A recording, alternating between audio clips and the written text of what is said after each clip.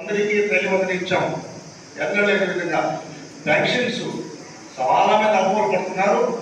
ఇప్పుడు ఎంపీ చెప్పారు, ఎక్కడ కానీ పెన్షన్స్ ఇవ్వకపోదు, వెరిఫై చేస్తున్నారు. నిన్న గౌరవ విద్యాశాఖ మంత్రి కూడా వెరిఫై పరిశీలిస్తున్నారు. 40% వస్తే 4,000 ఇస్తాం, 60% ఉంటే 6,000 ఇస్తుంది, అన్నారు ఉంటే పక్షపాతం వచ్చి పడ మీద ఉంటే 40,000 ఇస్తాం.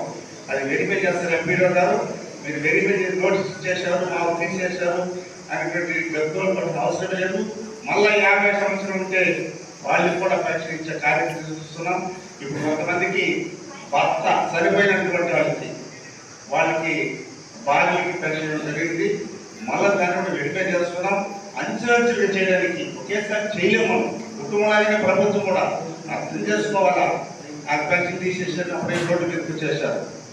ఏ పెన్షన్ తీశారంటే కొన్ని ఎక్కడైనా పొరపాటు ఉండి గతంలో పెన్షన్స్ పక్షపాతం వచ్చిన వాళ్ళకి 20 సంవత్సరాలు పక్షపాతం వచ్చిన వాడికి మాతృ బాగా నడుస్తున్నాడంటే అలాంటిది పరిశీలించి వాళ్ళకి పర్సెంటేజ్ తగ్గించారు. అదే 60 ఏళ్ళ మీద పక్షపాతం వచ్చిన వాళ్ళు మంచి మీద ఉండే వాళ్ళకి